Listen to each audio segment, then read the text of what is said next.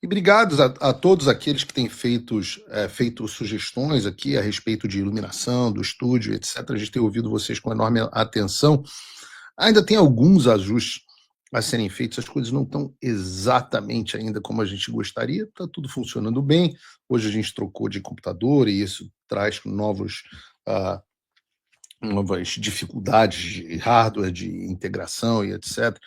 Mas está tudo indo conforme o planejado e já está dando para fazer aqui. Eu estou vendo aqui com um retorno novo que a gente tem ali, um setup bem bacana. Então agradeço a vocês aí, principalmente os meus patronos, meus patrocinadores, que garantem que eu continue no ar, os apoiadores, acima de tudo, eles e os patronos que garantem o Paulo Figueiredo Show. Se você quer ter uma modesta contribuição, vê se está inscrito no canal Paulo Figueiredo Show. A gente está aí galgando um lugar ao sol no algoritmo, e sempre que você se inscreve, você mostra para o YouTube que o canal tem relevância. Então, canal Paulo Figueiredo Show é um dos canais que eu recomendo que você se inscreva. Não vou falar para você baixar a VPN hoje, mas amanhã eu vou lembrar, porque a gente está com a pauta muito grande. E vocês que acompanham o Paulo Figueiredo Show devem ter percebido que eu tenho dedicado um tempo considerável do programa à exposição de certos eventos que ajudam a explicar o tamanho do esquema que o regime montou no Brasil. O Paulo Figueiredo Show não é um programa como qualquer outro, não é um programa onde a gente comenta sempre as principais notícias do dia, não. Aqui existe um foco. Existe um foco. O foco aqui é revelar e desnudar o esquema para bater a sua carteira. Eu não estou falando de um esquema ideológico. Eu estou falando de um conjunto de interesses alinhados pelo simples fato de todo mundo estar enriquecendo às custas desse sistema e do seu trabalho. Você é o trouxa que banca Viviane Barros de Moraes, que banca Dias Toffoli, que banca Beto do PCC, Beto louco do PCC. Você é o otário. E eu estou aqui para te dizer e te mostrar que você é o otário, porque a pior coisa é você passar a mão no seu saco e você sentir 4 bolas e falar assim: eu devo ser um super macho e tenho 4 bolas. E não, amiguinho, 2 das bolas não são suas. E eu posso provar no programa de hoje. Os eventos ocorridos nos últimos dias contribuem muito para que a gente entenda esse esquema. Mas antes da gente falar sobre isso, eu preciso começar recapitulando o que é o escândalo do INSS, porque eu tenho a impressão de que isso está sendo pautado ad nauseam na imprensa há tanto tempo que parece que algumas pessoas nem entenderam ou se esqueceram do que se trata.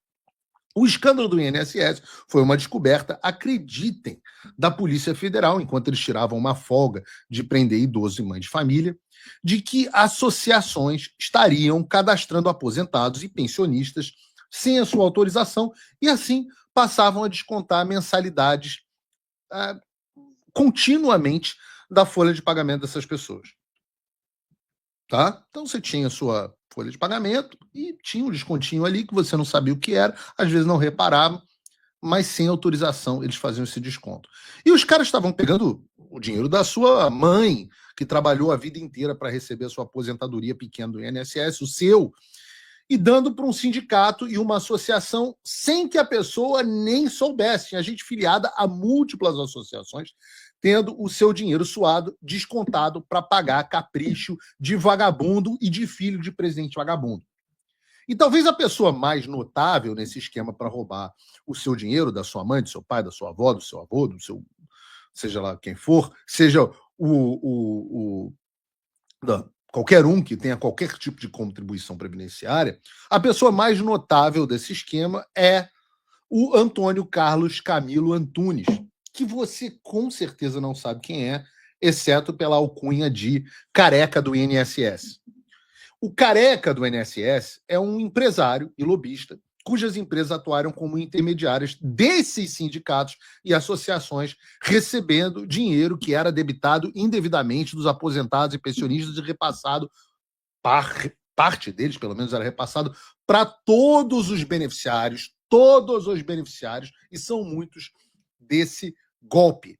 O fluxo do crime, então, para vocês entenderem, era que o sindicato ou a associação roubava a tua avó, depois pegava esse dinheiro e enviava para uma das várias empresas do careca do INSS. E ele, por sua vez, distribuiu o dinheiro roubado para quem tivesse dentro do esquema. E esse é, até agora, que a gente tenha descoberto, na folga da Polícia Federal para prender mãe de família, esse é o maior escândalo de corrupção deste governo Lula.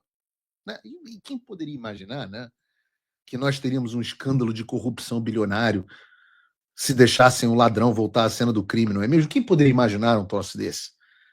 Né? Eu acho até curioso, porque envolve sempre um careca. Né?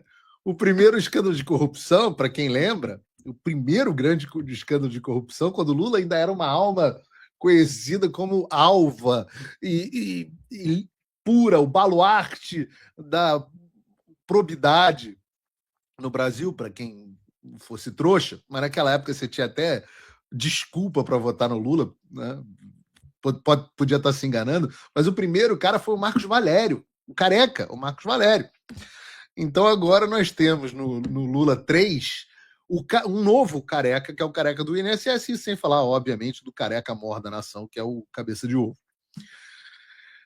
E eu fico pensando, né? Eu me surpreendo. Naquela época, dava para você ficar assim, não, pô, o Lula realmente é um trabalhador, um idealista, etc, etc. Mas agora, dessa vez, é óbvio que você faria como o Alckmin, né? Traria ele de volta para a cena do crime, o ladrão, daria a chave do cofre, por exemplo, para as estatais. As estatais. É claro que a roubalheira vai ser completa, nós descobrimos do INSS, mas a gente tem as estatais batendo recorde de prejuízo e recorde de dinheiro enviado para artista que fica ganhando Globo de Ouro e elogiando e falando dos problemas da nação, recorde de dinheiro da Lei Rouanet. Cadê o Mário Frias e André Porciúncula, os caras que ficavam tirando o dinheiro da boca desses artistas, sofriam.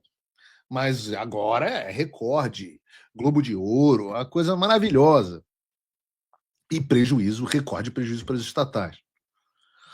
E com esse tanto de dinheiro, porque você precisa entender isso, com esse tanto de dinheiro, né, ou melhor, com esse tanto de gente para pegar o seu dinheiro, é claro que as estatais vão dar prejuízo. É claro que o INSS vai roubar. É óbvio que vai acontecer. E quanto mais você vai puxando, mais você vai achando. Vejam, por exemplo, que uma publicitária do PT foi apontada pela Polícia Federal como a responsável por movimentar os recursos do careca do INSS no exterior. Uma publicitária do PT. Será que o PT ganhou alguma coisa com isso? Será que o PT faz parte do esquema? Vejam também que a própria Polícia Federal apontou 5 repasses de R$300 mil do careca do INSS a uma empresa de uma amiga de ninguém menos do que Fábio Luiz da Silva, também conhecido como o Lulinha, o filho do Lula. Nos diálogos analisados pela Polícia Federal, o careca do INSS, o grande operador do esquema, afirmava que o dinheiro seria destinado ao filho do rapaz. Quem será que era o filho do rapaz? E ao mesmo tempo em que se descobre tudo isso, o que aconteceu? O Lulinha picou a mula e fugiu do Brasil rumo à Espanha. Eu me pergunto, Alexandre de Moraes pediu a extradição do Oswaldo Scroc, mas será que vai pedir a do Lulinha?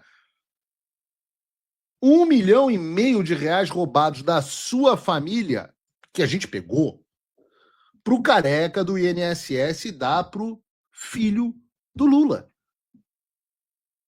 Esse não é um personagem novo. Por isso que eu falo, quem poderia imaginar, né? Eu estou vivendo um déjà vu, já estou nessa indústria vital há muito tempo, então estou vivendo um déjà vu. Porque eu tenho idade suficiente para me lembrar, porque eu tenho mais de 20 anos de idade, de que o Lulinha já tinha sido alvo. Já havia um careca e um Lulinha num esquema de roubalheira do PT. lá para 2005, 2006, CPI dos Correios e CPI do Mensalão. Mas, e o nome do Lulinha apareceu naquela CPI, mas o PSDB fez um acordo para proteger o Lulinha e parou de falar dele.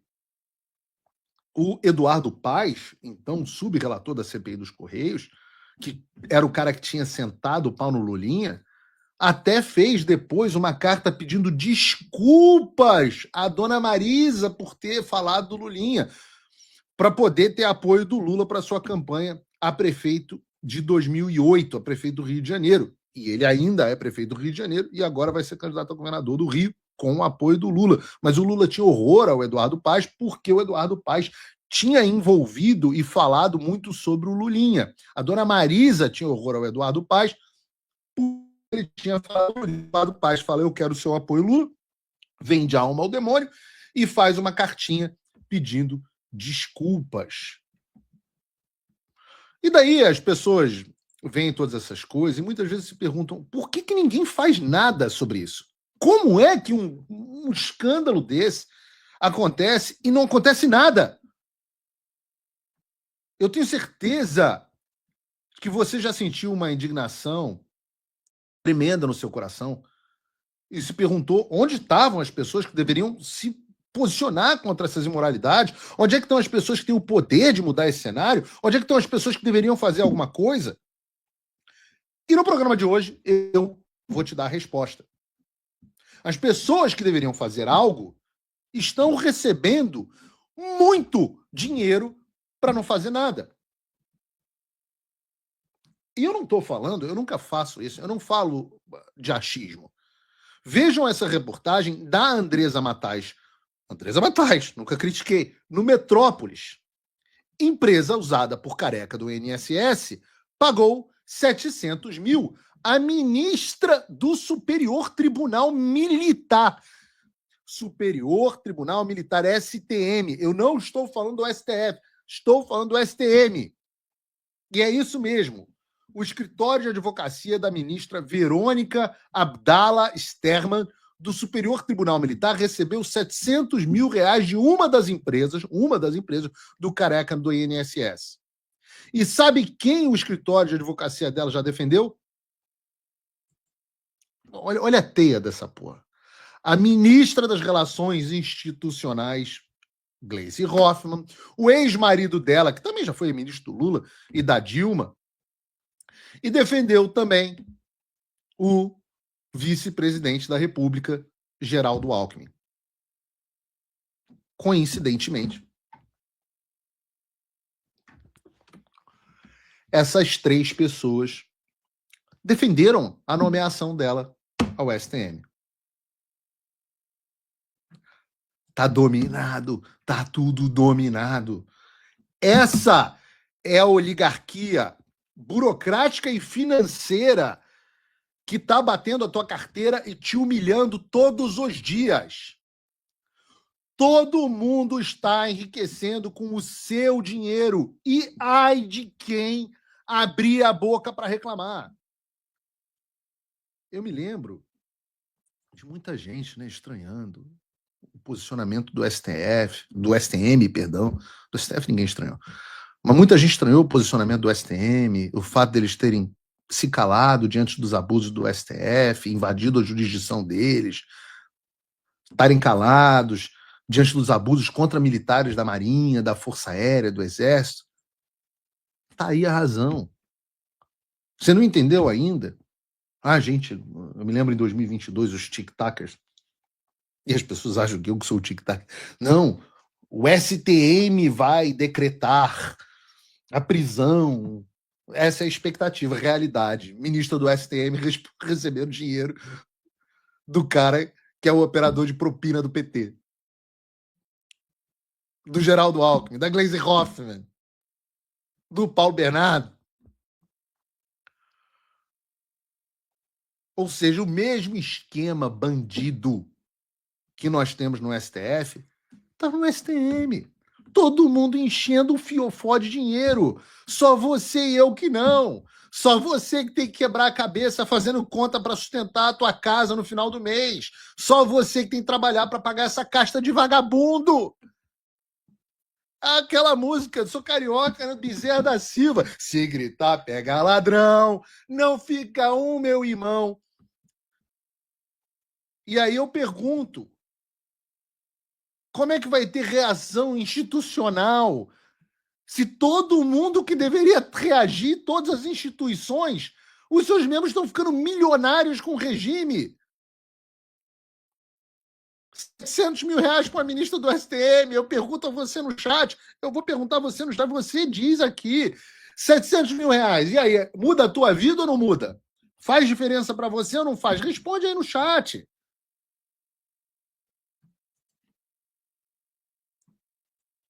Cadê o chat, Brunão? Não tem chat? Ah, agora sim. Claro que muda, pô. O negócio é que no Brasil, quem recebe R$ 700 mil é só vagabundo corrupto. Enquanto o pai de família que trabalha para bancar o privilégio desses vagabundos tem medo do que pode acontecer se ele escrever uma crítica ao Alexandre de Moraes e companhia, ao regime, nas suas redes sociais. Porra, não pode ser, eu não posso olhar um troço desse e ficar calado. Não vou ficar, lamento, não tem como. Não tem como.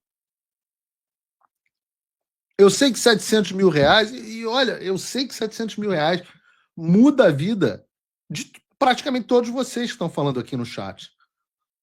Mas no final das contas, pô, isso é fichinha, cara. Isso não é nada, isso é troco de pinga. É assim, toma uma esmolinha, ministra do STM.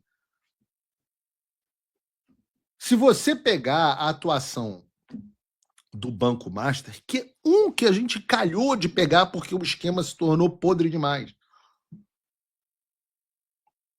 Eu tô falando de um banquinho Master. Não é o Bradesco, não é o Itaú, não é o BTG. Não é do banquinho Master. Não é um bancão. E se a gente for olhar o Banco Master, aí é que a gente... R$ 700 mil. Aí é que a gente vai ficar assustado com os números. O Banco Master, sob a administração do Daniel Vorcaro, pagou R$ 500 milhões só em contratos com advogados. Deixa eu separar para raciocinar um segundo. R$ 500 milhões para pagar escritórios de advogados, sendo que o já conhecido contrato de propina com a família do Alexandre de Moraes é um dos maiores. 129 milhões foram para a família do Alexandre, sob a fachada da nossa Neymar da advocacia brasileira, Viviane de Moraes. E eu falo, sem o menor pudor, que esse dinheiro é dinheiro de propina. Menor pudor. Contrato de R$ 129 milhões. Não, vê a matéria da Malu Gaspar. Malu Gaspar, mais uma vez, uma salva de palmas para Malu Gaspar. Todo programa eu quero uma salva de palmas para Malu Gaspar, Bruno. Estamos sem salva de palmas?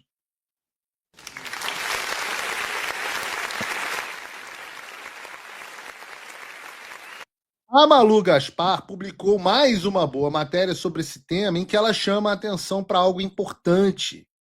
O contrato da Viviane de Moraes com o Master, esse de 129 milhões, previa que ela atuasse em órgãos federais.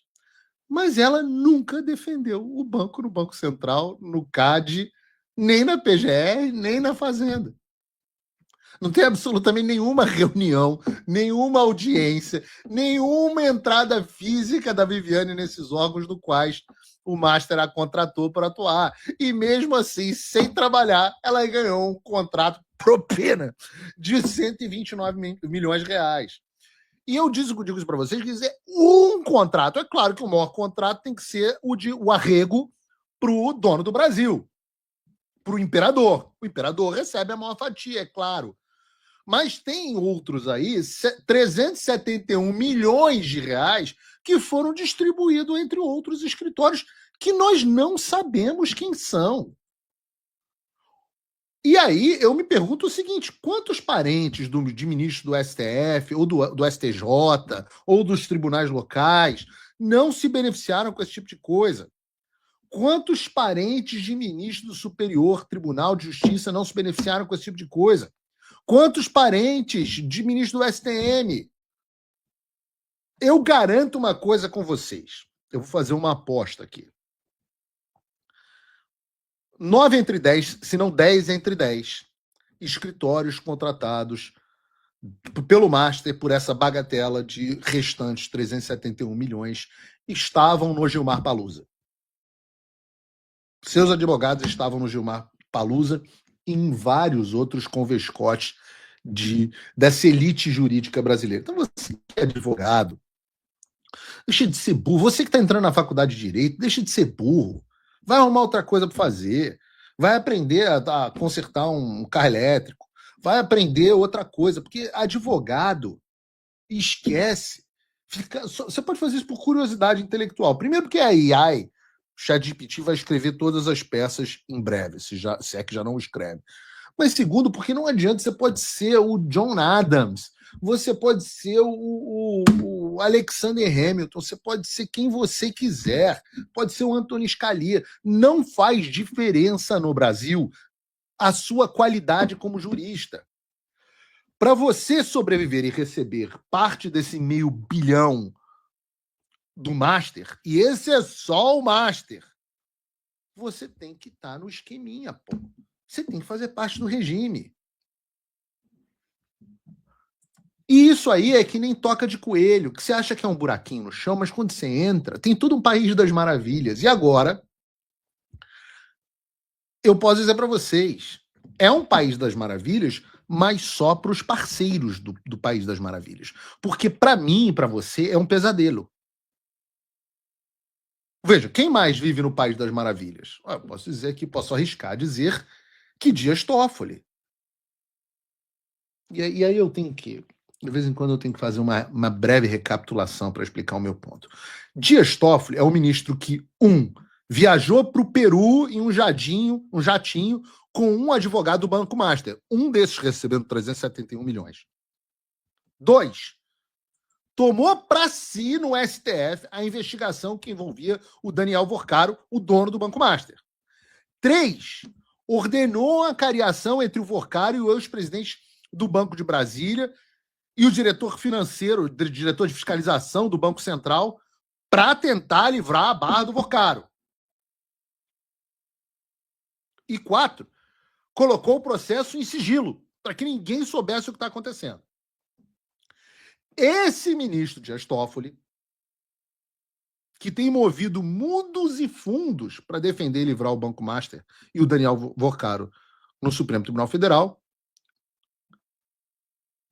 e esse aí, acreditem, tem irmão e primo sócio de um fundo ligado à fraude do Banco Master.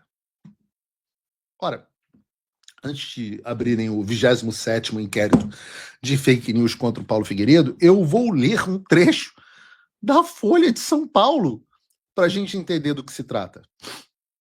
Diz aqui: 2 empresas ligadas a parentes do ministro Dias Toffoli do STF tiveram como sócio um fundo de investimento conectado à teia usada pelo Banco Master em fraudes investigadas por autoridades, de acordo com documentos e dados oficiais analisados pela Folha.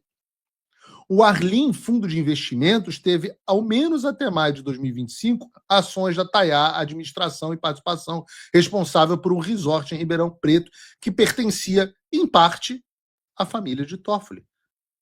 E também participação direta na DGEP Empreendimentos, incorporadora imobiliária da mesma cidade, que tinha como um dos seus sócios o primo do ministro Dias Toffoli. A conexão com o caso Master se dá por uma cadeia de fundos. O Arlim foi um dos cotistas do RWM Plus, que, por sua vez, também recebeu investimentos de fundos ligados ao Maia 95, um dos 6 apontados pelo Banco Central como integrantes da suposta teia de fraude do banco de Daniel Forcaro.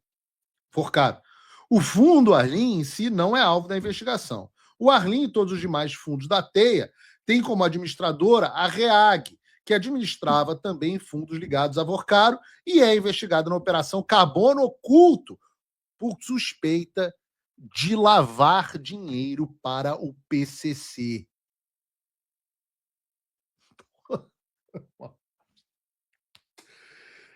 Cara, eu não acredito que os programas que a gente tem feito, cara. Eu sento para fazer a pauta de manhã e tenho que ler o jornal. Eu não acredito nas coisas que eu vejo. Eu não acredito. As nossas reuniões de pauta estão ficando cada vez mais surreais. Quanto mais você procura, mais você acha parente desses caras recebendo um porrolhão de dinheiro. Era todo mundo sócio, um resort da família do Toffoli e cotista do fundo de investimento nas fraudes do Banco Master. Mas, tudo coincidência, claro. E nós estamos falando, volto a falar, nós estamos falando de um criminoso que foi descoberto, que é o Daniel Forcaro. Falando de um caso que a gente descobriu agora, que é o do resort da família do Toffoli. Agora, não imagine a quantidade de coisa que a gente não sabe que esses caras fazem com o nosso dinheiro. A reportagem fala aliás, do REAG, que é o administrador do fundo da família Toffoli, que é uma empresa ligada, é uma empresa investigada por suspeita de lavar dinheiro para o PCC, a maior organização criminosa do Brasil. E você pode falar também que é uma grande coincidência a ligação do fundo da família Toffoli com o PCC. Mas quando você vê essa matéria, e aí eu peço para tirar as crianças dessa. Eu preciso que você, se você está assistindo pelo celular, coloca o celular na mesa e dá pelo menos 5 passos atrás. Se você tiver um colete de chumbo, coloca, porque eu vou colocar aqui uma manchete, uma matéria do ICL Notícia. Agora a coisa vai ficar séria. Mas é porque é o seguinte: a manchete do ICL, e eu estou buscando veículos de esquerda aqui para ninguém dizer que é coisa da direita. Não é a Revista Oeste. Falaremos sobre Revista Oeste hoje. Mas não é Revista Oeste. É ICL Notícia. Tá? E diz o seguinte: PCC, : Dias Toffoli viajou em avião associado a Beto Louco.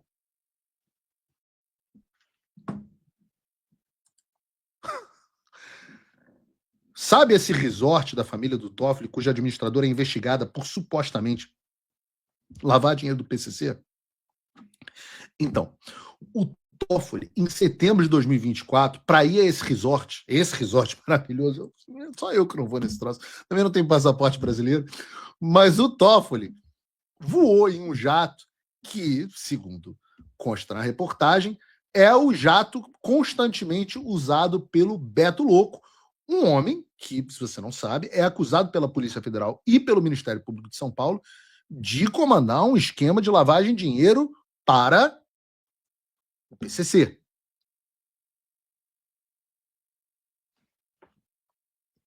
Essa rede é um negócio tão grande que agora a gente teve a indicação do nome para a presidência da CVM por parte do Lula.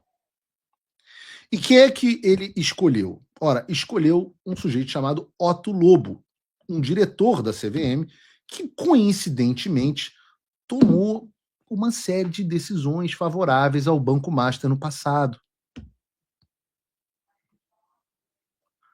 A coisa é tão explícita que o subprocurador, junto ao Tribunal de Contas da União, pediu que o TCU fizesse um alerta formal ao Senado sobre o Otto Lobo em razão dessas decisões envolvendo o Master.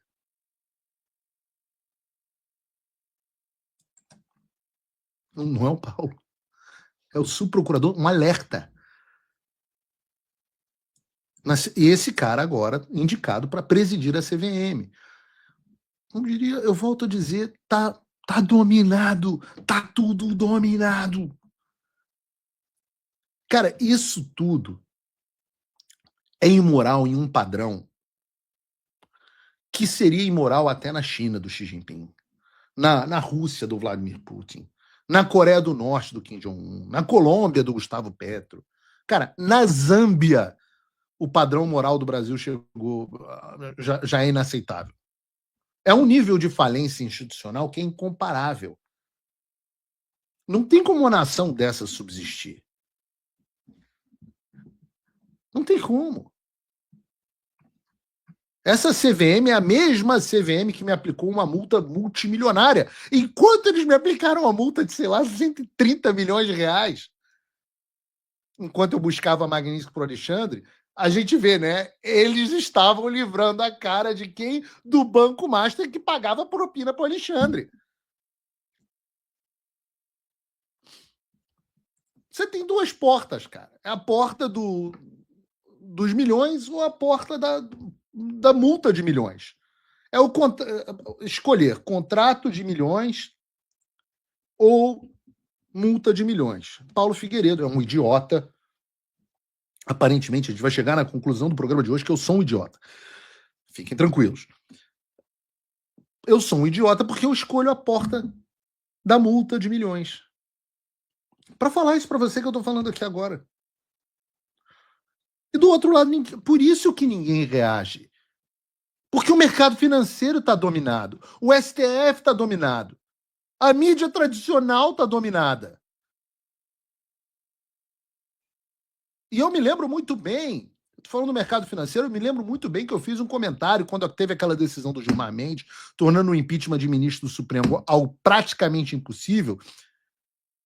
Enquanto isso acontecia, a Bolsa de Valores batia recorde no Brasil. Esse é o grau da cegueira ou da cumplicidade da nossa elite financeira. É o grau de dominação do regime sobre ela e como esses caras estão dispostos a aceitar tudo que dê lucro, que dê dinheiro. Então está dominado.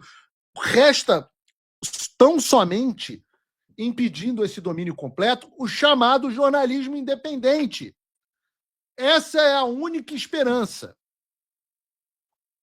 Tô brincando. Não existe mais essa esperança. Essa era a última esperança.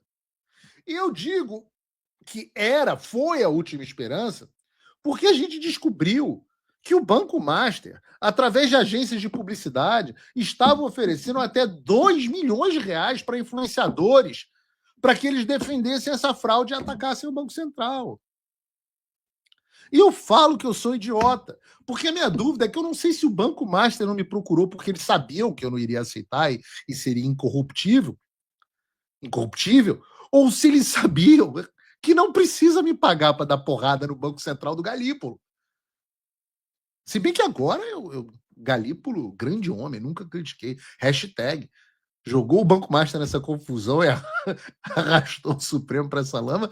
Pô, Flávio Bolsonaro, Galípolo para presidente do Banco Central. Reconduzam esse homem. Brasil, né, cara? Que loucura. Mas como 2 milhões de reais, cara. E com foco na direita. Com foco na direita. Direita supostamente financiada pelo esquema do Banco Master. Jornalismo independente. Sobraram meia dúzia. Tanta coisa para falar, Joesley, Estados Unidos, Flávio Bolsonaro. Mas eu tenho que fazer esse apelo a você. Já que eu não estou no esquema, aliás, outro dia tinha um idiota me acusando de receber dinheiro da JBS, de estar no bolso da JBS. Eu falei assim, vocês estão malucos, eu bato a JBS todos os programas. O maior adversário que eu tenho aqui dentro dos Estados Unidos é a JBS hoje em dia. Vocês acham que eu estou recebendo dinheiro da JBS? É isso mesmo? Meu amigo, sabe de quem que eu estou recebendo dinheiro? De várias pessoas que estão aqui no nosso chat. E pode ser que eu também receba dinheiro de você. Como que você faz isso? Você se torna meu apoiador. É transparente na nossa relação. Se você não quer viver em um mundo onde os influenciadores são dominados pela propina do Banco Master, onde a imprensa é dominada pela propina do Banco Master, e alguém, pelo menos, expressa a sua indignação, cara, você tem que virar meu apoiador, não tem jeito. Você pode fazer isso entrando em www.paulofigueiredoshow.com/apoie. quantia de pouco mais de $5, menos de R$ 30 por mês, é um sanduíche. Você se torna meu apoiador. É o que eu tenho. Muito. E eu prefiro. Pô, cara, eu durmo que nem uma criança à noite. Minha mulher fica impressionada. Eu viro pro lado, coloco um videozinho de história e durmo em 30 segundos. Não tenho nenhuma dificuldade de dormir, graças a Deus. Prefiro fazer aqui o meu estúdiozinho a duras penas, com os meus apoiadores e ir fazendo o trabalho que tem que ser feito.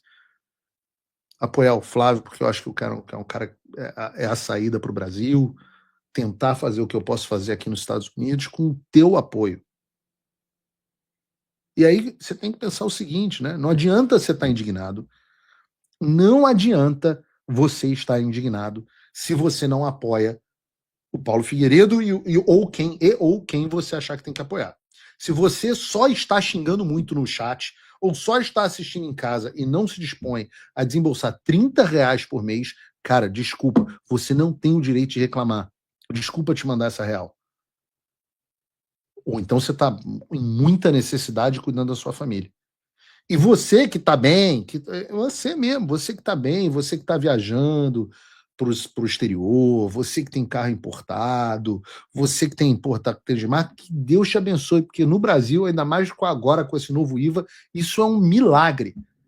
Mas você também tem responsabilidade. Você pode se tornar meu patrono Gold com $49 por mês ou $499 por ano. Não é muito, se você parar para pensar. Mas você garante que aquele cara que está ferrado, que não consegue fechar as contas e está indignado, tenho recebido e-mails com cancelamentos tristes, pessoas aposentadas que estão apertadas, estão tendo que cortar todos os custos. Você, patrono Gold, consegue suprir essas pessoas que assistem sem pagar. Com a quantia de $499 por mês. Recebe um monte de benefícios, reunião de patrono Gold mensal, reunião comigo, reunião, nosso grupo de WhatsApp, mandam as perguntas para o Flávio Bolsonaro foram feitas pelos patronos em boa parte, meu e-mail direto, se Deus quiser temos um encontro pessoalmente aqui esse ano em Orlando, enfim, www.paulofigueiredoshow.com/apoia, tem o QR Code aqui na tela, tem tudo, só apoiar. Estava falando da JBS, né? Na verdade, eu terminei essa pauta agora falando justamente sobre nossa elite financeira, sobre a cegueira deles em relação ao que acontece no Brasil. E falei sobre o Joesley, né? Sobre os irmãos Batista. E eu acho que vale a gente citar sobre eles essa reportagem que saiu no Washington Post. A reportagem é longa, trata sobre as diversas tentativas, né, que se tiveram para se encontrar uma rota de fuga para o Maduro antes da operação americana que resultou na captura dele, para que ele respondesse aos crimes nos Estados Unidos. E em determinado trecho é citado o papel do Joesley nessa história. Joesley Batista, nosso velho conhecido nessa história. E a reportagem diz assim: durante uma reunião no Salão Oval, em 2 de outubro, disse um alto funcionário da Casa Branca, Trump e seus principais assessores discutiram de que outras formas poderiam aumentar a pressão sobre Maduro, além dos ataques a embarcações que já mataram mais de 100 pessoas no Caribe e no Pacífico Oriental. Trump elogiou os esforços diplomáticos de Rick Grenell, nosso velho conhecido Rick Grenell, para persuadir o Maduro a deixar o poder, mas afirmou que havia chegado a hora de uma ação militar, segundo o funcionário da Casa Branca, fonte do Washington Post. Nos meses seguintes, o Catar recebeu vários pedidos venezuelanos para negociações com os Estados Unidos, de acordo com uma pessoa familiarizada com as tratativas, mas o governo Trump indicou que não tinha interesse. Emissários não oficiais preencheram esse vazio, diz o Washington Post. Entre eles estava o bilionário brasileiro Joesley Batista. E pensem aqui que isso é um jornal americano tratando do Joesley, que chegou à capital venezuelana, Caracas, no fim de novembro, em uma missão para convencer Maduro a deixar o poder. Entre os pontos discutidos naquele dia estava um plano para que o presidente renunciasse, segundo 3 pessoas familiarizadas com a reunião. Maduro recebeu uma oferta do Joesley para ir para o exílio na Turquia ou em um outro país disposto a acolhê-lo, disseram 2 pessoas. A embaixada da Turquia não respondeu o pedido de comentário. Um possível acordo de asilo para Maduro na Turquia vinha sendo considerado desde pelo menos novembro, segundo a pessoa familiarizada com as deliberações do governo Trump, incluindo garantias de que ele não seria extraditado para os Estados Unidos. Mas vamos voltar ao que interessa. Batista, um magnata do setor de carnes com interesses comerciais tanto nos Estados Unidos quanto na Venezuela, e no Brasil, óbvio, já havia atuado anteriormente como intermediário em negociações sobre tarifas que Trump havia imposto a produtos brasileiros. Esse é o cara que sei lá quem estava dizendo que era meu financiador. O cara que está desfazendo tudo que a gente está tentando fazer. Ele, Batista, diz a reportagem, chegou a Caracas com uma lista de 4 pontos, incluindo a exigência de acesso americano a minerais de terras raras e ao petróleo e um rompimento com Cuba, aliada histórica da Venezuela, e a saída do Maduro do país, segundo uma pessoa familiarizada com a reunião. Após a viagem, Batista repassou as suas conclusões ao governo Trump, disse o alto funcionário da Casa Branca. Ele não estava agindo a mando dos Estados Unidos, afirmou o funcionário, mas suas conclusões foram levadas em consideração. Plausible deniability. Pesquisem esse termo. Esse, então, foi o papel de Joesley Batista na questão da Venezuela.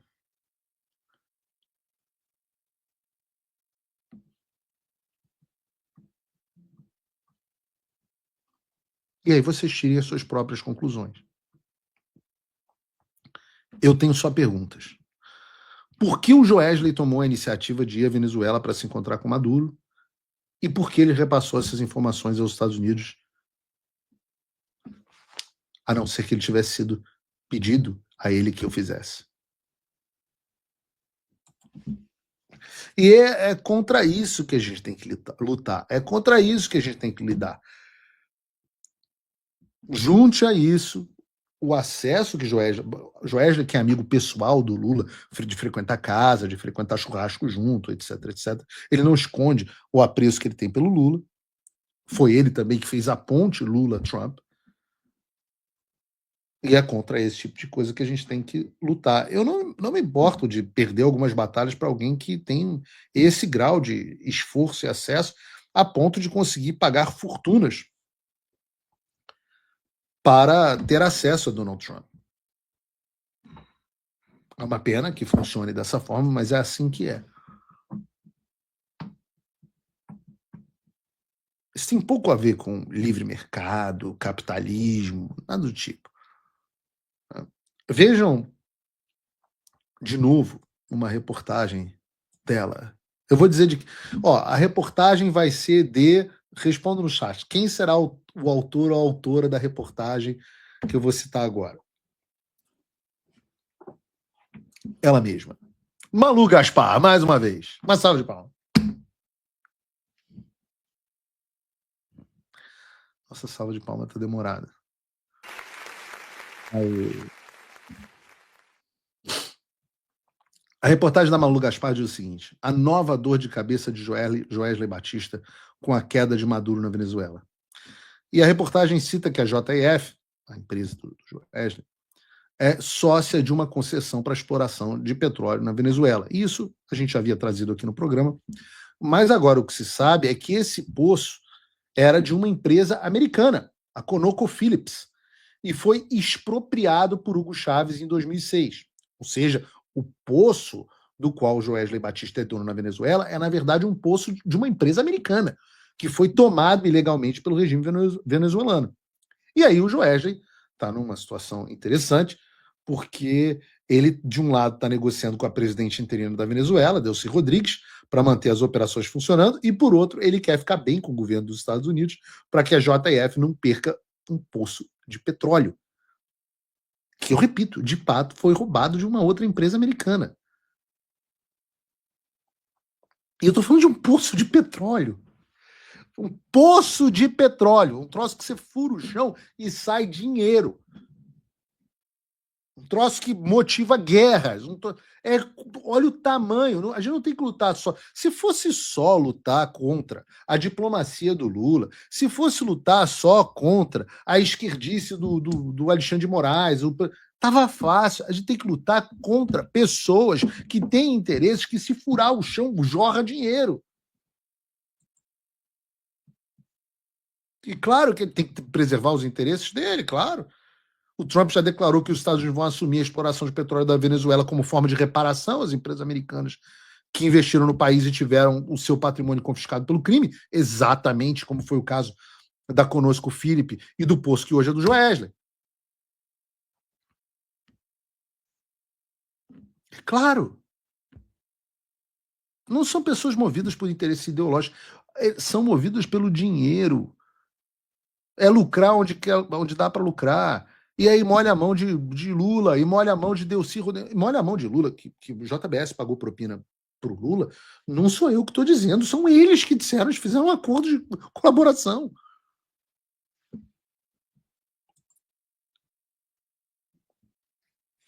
E vão salvar, e talvez por isso. Agora a JF também é uma empresa americana, listada na Bolsa de Valores. A maior, segundo me consta, maior empresa do setor frigorífico dos Estados Unidos. O jogo aqui não é igual ao Brasil. Né? Dar dinheiro à campanha do Trump para ter acesso ao Trump não é a mesma coisa que pagar propina para o Lula. Há similaridade, mas não é a mesma coisa. Então vamos ver. Eu só trouxe isso para vocês. O tema, acho que da temporada esse ano, é o tamanho dos interesses com os quais a gente está lutando. Caiu minha conexão, não? Caiu minha conexão? Para mim, não.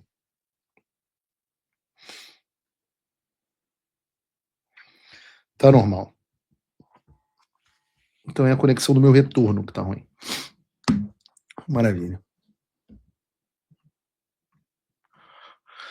Já que a gente está no assunto de Venezuela, eu quero trazer um relato sobre como foi, que coisa fenomenal que foi a operação.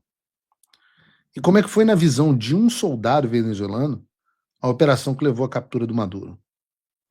Eu vi esse post no X que a Caroline Leavitt compartilhou e eu fiquei absolutamente abismado. Eu não sei se vocês viram esse troço, então quero compartilhar com você. Esse é um relato de um segurança venezuelano leal a Nicolás Maduro. E é absolutamente assustador. Explica muita coisa sobre por que o tom em toda a América Latina mudou de repente. Diz o segurança do Maduro. No dia da operação, não ouvimos nada se aproximando. Estávamos de guarda, mas de repente todos os nossos sistemas de radar foram desligados sem qualquer explicação.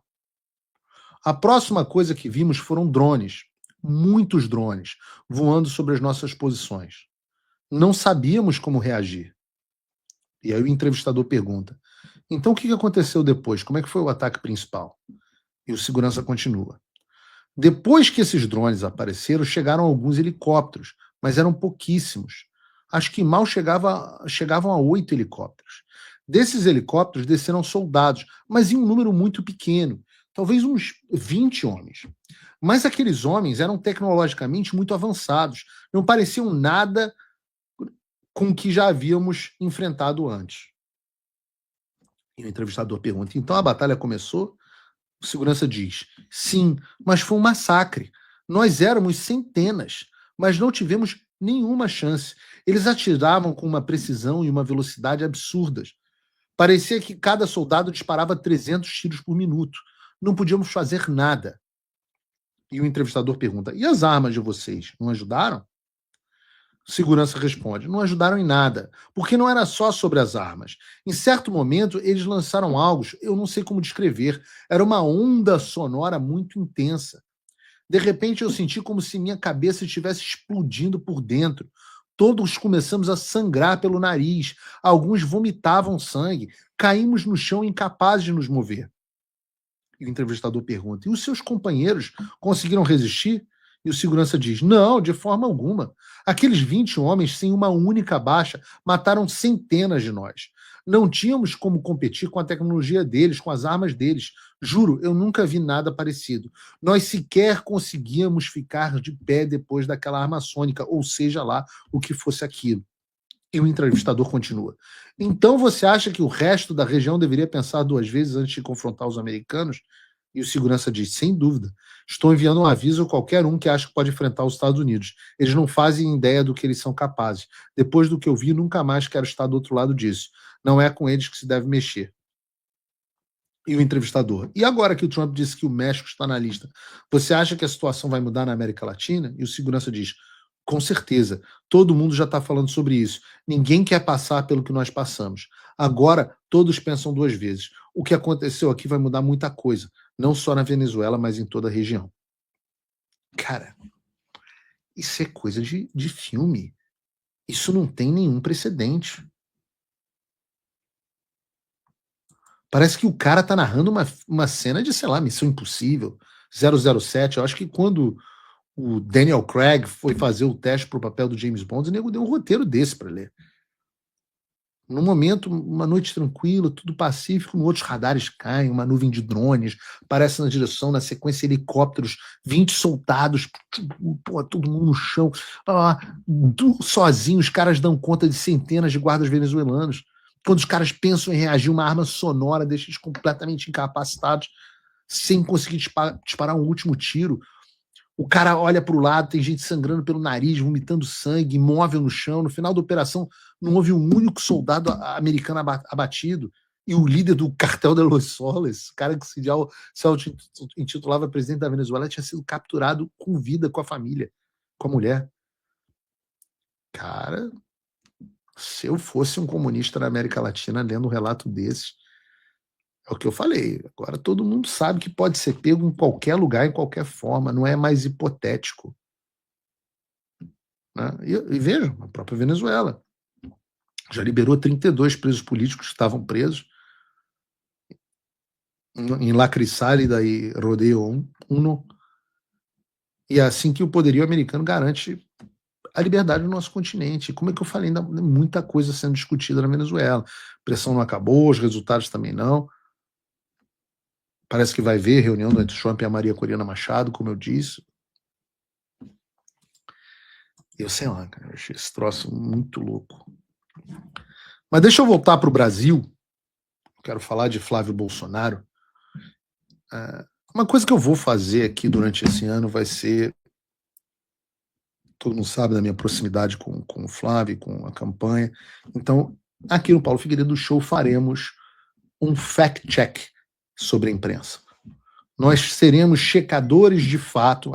Parece que o jogo mudou, não é mesmo? Acabar com esse negócio de jornalista lacrador. Não vamos dar vida mansa para essas pessoas. Eu vou começar o programa de hoje pela Veja. Incertezas sobre Flávio Bolsonaro crescem e parte da direita já busca alternativas. Basicamente, a reportagem tenta fazer um panfleto contra o Flávio Bolsonaro, dizendo que a candidatura dele ainda é incerta e que não se sabe se ele conseguiria vencer o Lula, que ele tem mais rejeição que o Tarcísio Ratinho Júnior. Aquela velha. Então, eu quero deixar aqui de forma absolutamente clara. Querido amigo da Veja, como é o nome do cara? São dois aqui, vou ver o nome. Eu vou dar um nome aos bois, pessoal. Ana Satier e Pedro Jordão. Quero dizer a vocês o seguinte: não há absolutamente nada incerto na campanha de Flávio Bolsonaro. Ninguém da direita está buscando alternativa. Muito pelo contrário. Um dia de pesquisa fajuta publicada hoje e repercutida pela Revista Oeste, voltaremos a isso, eu vou ter que cometer uma inconfidência aqui sobre uma pesquisa interna a qual eu tive acesso, que mostra Flávio Bolsonaro já é empatado tecnicamente com Lula. O Flávio já se consolidou 98% dos votos do pai. E a rejeição do Flávio está desabando. Quanto mais as pessoas ouvem e conhecem ele, mais gostam e mudam de opinião. O Flávio está conversando com todos esses oligarcas do mercado financeiro.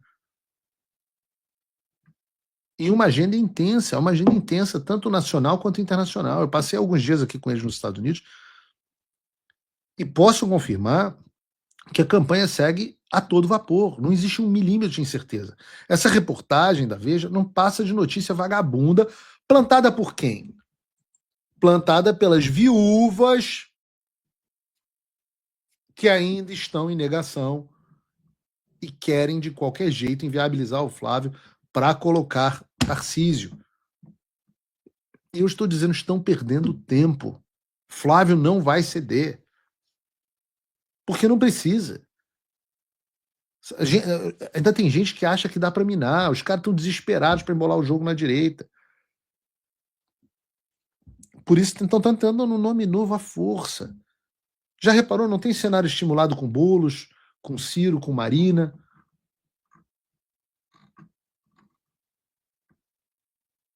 Eu não sei se vocês viram. Eu falei no X que eu achei no mínimo estranha a decisão editorial da Revista Oeste de repercutir essa pesquisa que saiu hoje, que busca minar o Flávio Bolsonaro utilizando o nome do Tarcísio,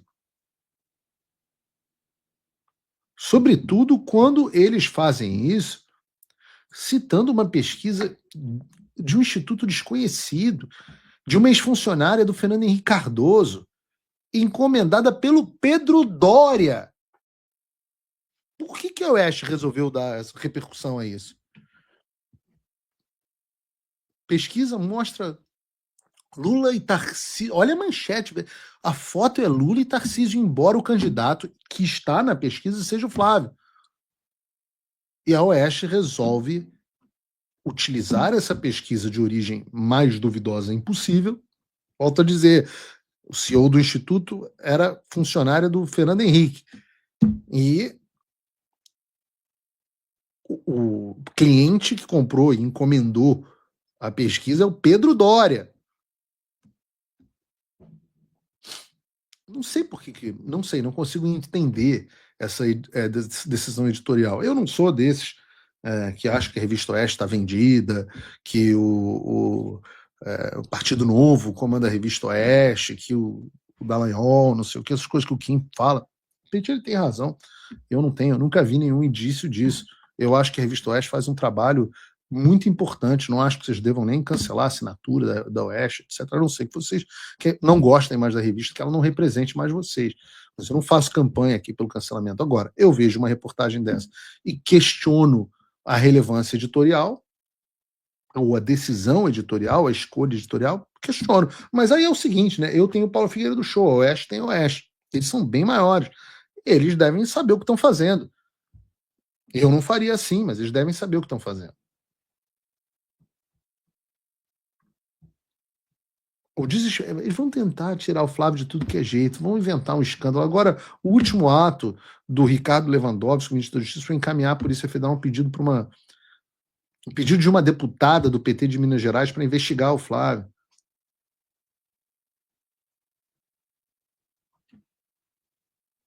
Aí eu fico fazendo, mas por quê? Faz o seguinte, faz a seguinte reflexão. Se o Flávio não tem condições de vencer o Lula, deixa essa reportagem aqui na tela, Bruno. Se o Flávio não tem condições de vencer o Lula, se o Flávio é um candidato tão fraco assim em relação ao Lula, por que o Lula está tentando tirar o Flávio da disputa? Por que a Polícia Federal e o ministro da Justiça do Lula querem tentar partir para cima do Flávio?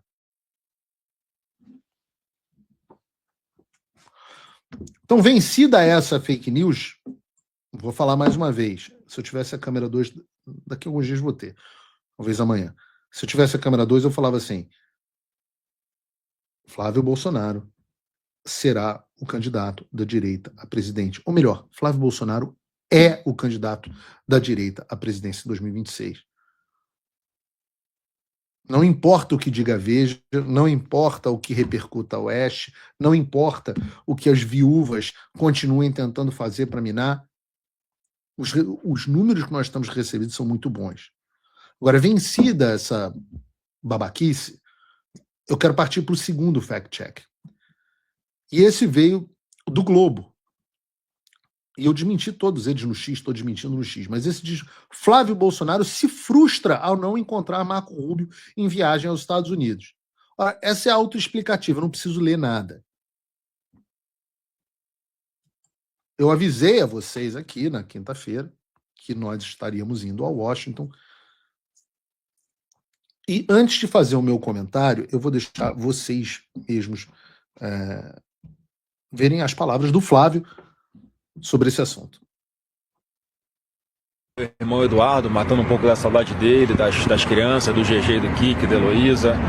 Tivemos algum tempinho juntos. E o Eduardo também fez algumas reuniões, muito mais para me apresentar ali como um pré-candidato à presidência do Brasil para algumas pessoas de interesse dele. Então foram boas as conversas, sem entrar em detalhes. Está desfazendo uma fake news aí. Eu nunca pedi ali para conversar com o Marco Rubio.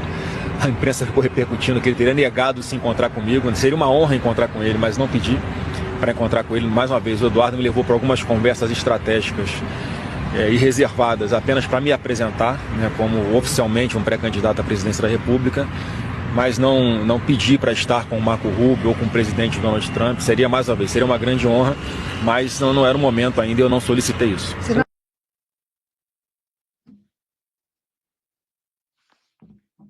Está dito pelo próprio Flávio. O que eu posso dizer é que eu acompanhei todas as reuniões. Eu fui com o Flávio no avião, cheguei lá e voltamos no mesmo avião. Então, em todos os momentos estivemos juntos. Não houve nenhum pedido de reunião a Marco Rubio. Tivemos reunião, assim, do momento que nós chegamos em Washington às 9h10.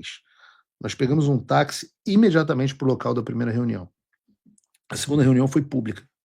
Foi com o presidente do Comitê Judiciário, Jim Jordan, no Congresso. Depois nós voltamos para o local, aliás, fomos para um outro local, para uma outra reunião, e com alguém da administração Trump, não vamos dizer quem, depois mais uma reunião também com altas figuras da administração Trump, também não vou dizer quem. Marco Rubio é uma ótima ideia, e eu acho que esse momento vai acontecer, mas não agora. Não agora, não foi esse o objetivo. O objetivo foi, como o Flávio disse, eu não teria dito, mas ele já disse, foi apresentá-lo como o candidato da direita a pessoas que lidam com o assunto do Brasil. E explicar qual é o plano de Flávio para o Brasil, caso seja eleito presidente. De onde o cara do Globo tirou? Não sei, esses caras metade são débeis mentais, a outra metade tem má fé. E a interseção dos dois conjuntos é verdadeira, é enorme. Então, não sei se as fontes do cara são vozes. O nome do repórter, bota de novo a reportagem aí. Eu gosto de dar o nome do repórter. O nome desse é Gabriel Soboia, o autor da matéria no Globo. E isso é uma vergonha. Esse aqui é o problema do jornalismo. O cara simplesmente inventa um negócio, não tem nenhuma fonte na reportagem, não tem nada. Ele inventa um negócio e publica.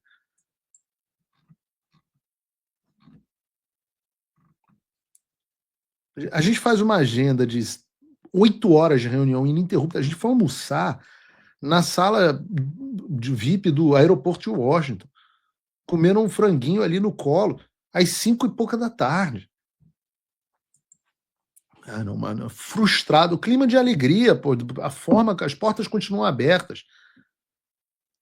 E o meu interesse, eu já disse aqui, sim, Paulo Figueiredo trabalha para a volta da Magnitsky contra Alexandre de Moraes e outros. Pode não dar certo, tem problema. Também podia não dar certo da primeira vez. Trabalharei para isso, mas mais do que isso, nesse ano, a gente tem que trabalhar para que os Estados Unidos pressionem o Brasil por liberdade de expressão e por eleição livre. E os americanos podem nos ajudar, e isso tem sido dito a eles, que eles podem nos ajudar muito nesses pontos, como eles já vêm ajudando. Como têm ajudado, já vêm ajudando. Algumas pessoas fazem a visão de sempre, mas a Magnitsky caiu. Mas a verdade é que nós temos 9 meses desde que o último perfil foi censurado no Brasil. 9 meses. Eu não tenho que abrir perfil há 9 meses. Será que isso tem motivo? Ora, é claro que isso é por pressão americana. É claro que é por pressão americana. Vejam, o Alan, coitado do Alan. O Alan dos Santos conta 747. Coitados, que teve umas 50 e poucas contas. O Alan dos Santos e a timeline estão funcionando. Vocês acham que isso é o quê? Ah, o Alexandre se arrependeu dos seus pecados, encontrou Jesus no caminho de Damasco. Claro que não. É pressão americana. Ora, digo a vocês, há pouco tempo atrás, não precisava nem do Alexandre. A gente não podia falar das coisas que a gente estava falando, que a gente está falando aqui, sem ter os vídeos removidos no YouTube, no X e de tantas outras redes sociais. Então, o foco do trabalho nesse ano vai ser para que os americanos pressionem, e pressionem muito, para que a gente tenha liberdade e, quem sabe, um grau de supervisão e escrutínio do nosso sistema eleitoral. Então, sim, restituir a Magnitsky, é claro, é ótimo, mas o principal foco não pode ser esse. E as pessoas precisam entender, o objetivo não é ganhar uma batalha. Sim, a gente ganhou a batalha da Magnitsky, depois perdeu, não sem causar um enorme estrago, mas o objetivo final não é ganhar a batalha, é ganhar uma guerra. E as pessoas imediatistas que desistem a cada derrota, que qualquer... Ah, meu Deus, e agora? Quem poderá nos defender? Tem hora que a gente vai ganhar, tem horas que a gente vai perder. E a gente está em desvantagem. É Paulo Figueiredo contra Joesley Batista. É Eduardo Bolsonaro contra Alexandre de Moraes. Assim que é a vida, a gente está em desvantagem, mas não se desesperem nas derrotas, nem mesmo derrota eleitoral. Porque ganhar ou perder as eleições desse ano, como ensinou bem o Olavo de Carvalho, também não significa ganhar ou perder a guerra. A gente vai ter que lutar pela nossa liberdade de forma contínua.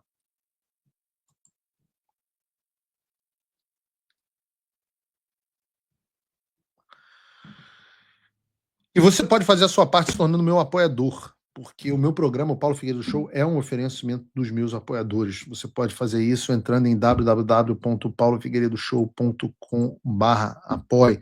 Toda guerra precisa de suprimento. Seu papel pode ser dar suprimento àqueles que estão na linha de frente.